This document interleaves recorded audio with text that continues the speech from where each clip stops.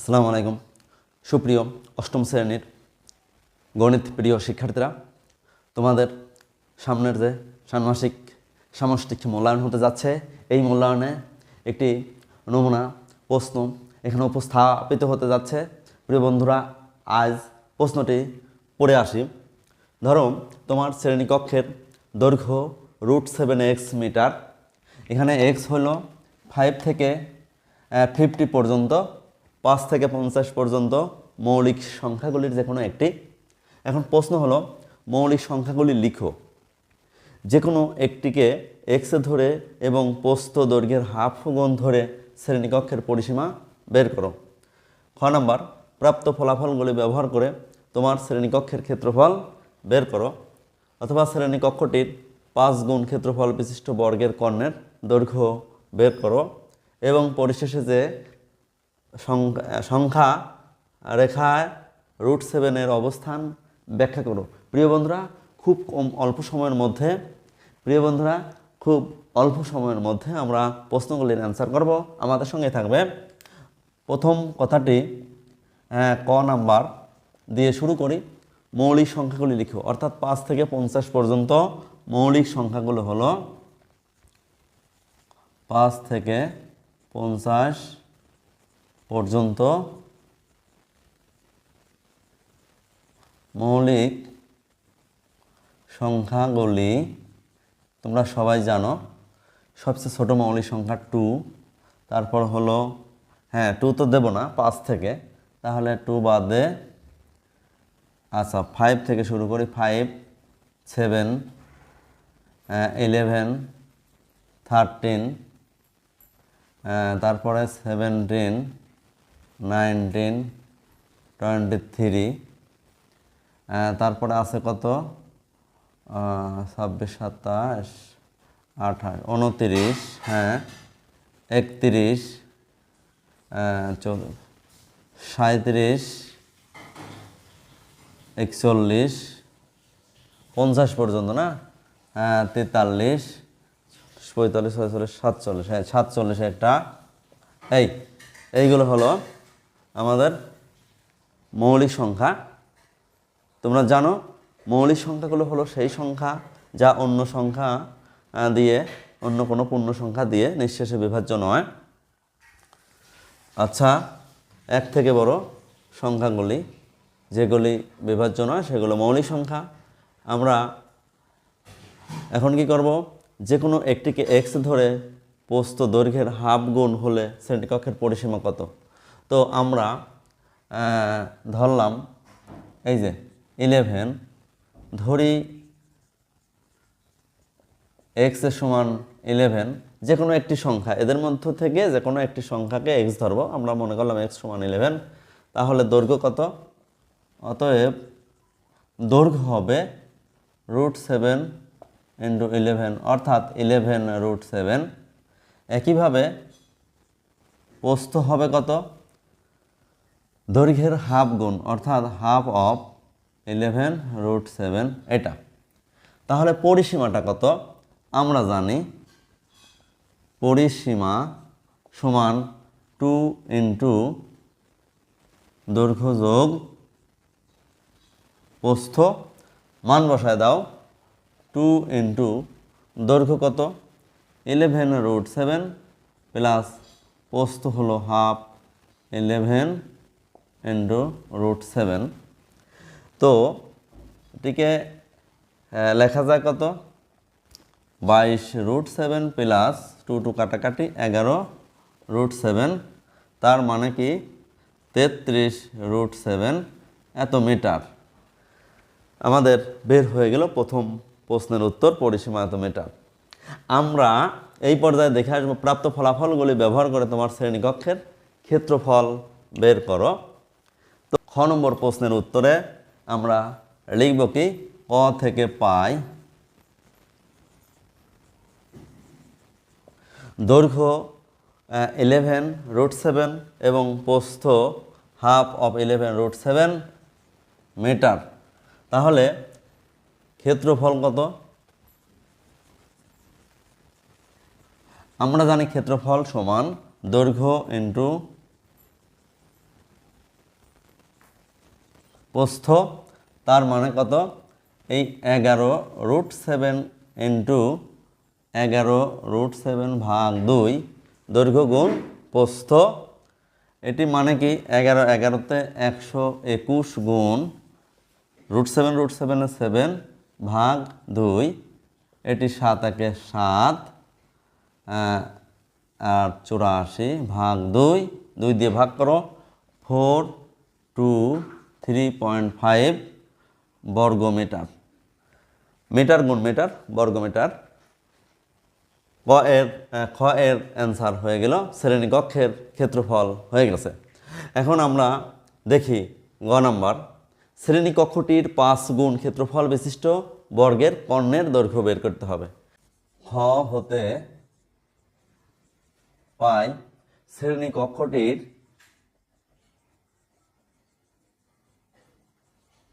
ক্ষেত্রফল ইকুয়াল 423.5 বর্গমিটার। এই শ্রেণীকক্ষের 5 গুণ ক্ষেত্রফল বিশিষ্ট বর্গের কর্ণ। তাহলে অতএব এই যে নতুন বর্গটি, এই বর্গটির ক্ষেত্রফল হবে এর 5 গুণ, অর্থাৎ 5 × 4 2 3 × 5 এত বর্গমিটার। তো এটা গুণ করলে যে রেজাল্টটি হবে তার আবার কর্ণের দৈর্ঘ্য। অতএব কর্ণটি দৈর্ঘ্য হবে এই যে প্রতিটি, হ্যাঁ আচ্ছা,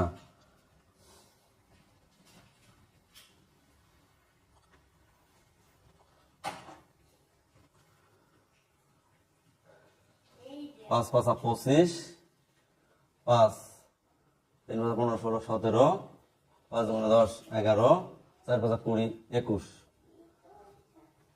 হ্যাঁ, বর্গটির বর্গটির ক্ষেত্রফল 5 × এত বর্গমিটার সমান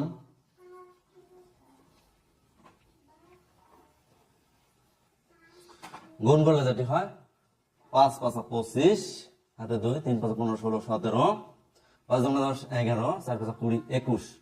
হ্যাঁ, এত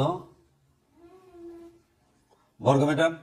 এই বর্গটির নতুন যে বর্গটি তৈরি হলো, সেই বর্গটির ধরলাম এই যে বর্গটি তৈরি হলো, এই বর্গটির ক্ষেত্রফল যদি এত হয়, এই বর্গটির বাহুর দৈর্ঘ্য যদি a হয়, তাহলে a এর মান কত? অতএব আমরা লিখব যে বর্গটির প্রতি বাহুর দৈর্ঘ্য, প্রতি বাহু মনে করলাম সেটি a হবে। এই ক্ষেত্রফলকে যদি বর্গমূল করি তাহলে আমাদের প্রত্যেকটি বাহুর দৈর্ঘ্য হয়ে যাবে। তাহলে কর্ণ কত? কর্ণ হলো আমরা জানি √2a। অতএব এই বর্গটির কর্ণ সমান √2a, তার মানে √2 গুণ এটা 2117 × 5। ক্যালকুলেটরে এটা এর মান বের করতে হবে। এত গুণ করে বর্গমূল করলে যেটা আসবে সেটি হলো এত মিটার, হলো আমাদের কাঙ্ক্ষিত বর্গের কর্ণের দৈর্ঘ্য। প্রিয় বন্ধুরা, এই পর্যায়ে আমরা শেষ অর্থাৎ সবচেয়ে আকর্ষণীয় যে প্রশ্নটি, ঘ নম্বর প্রশ্নের অ্যান্সার বের করব। সংখ্যা রেখায় √7 এর অবস্থান ব্যাখ্যা করো। এর জন্য প্রথমে আমাদের একটি ছক কাগজের শরণাপন্ন হতে হবে। মনে করি 1 একক বাহু বিশিষ্ট এটি একটি ছক কাগজ।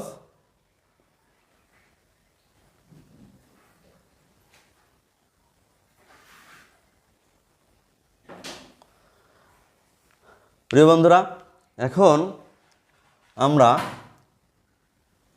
এইটা থেকে শুরু করব হিসাব।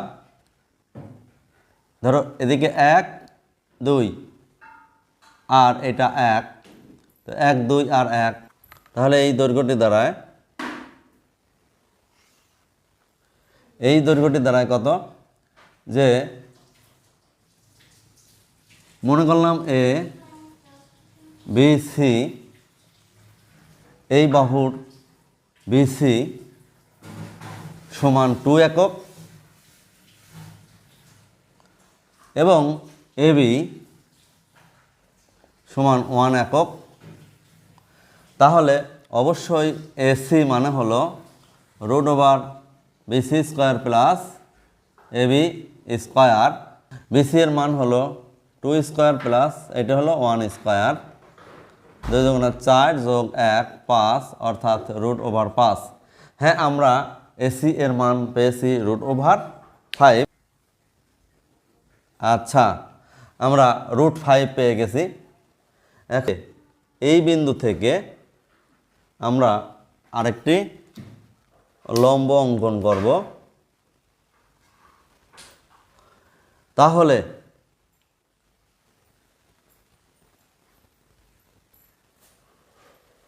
এটা এ, এটা মনে করলাম এ ড্যাশ,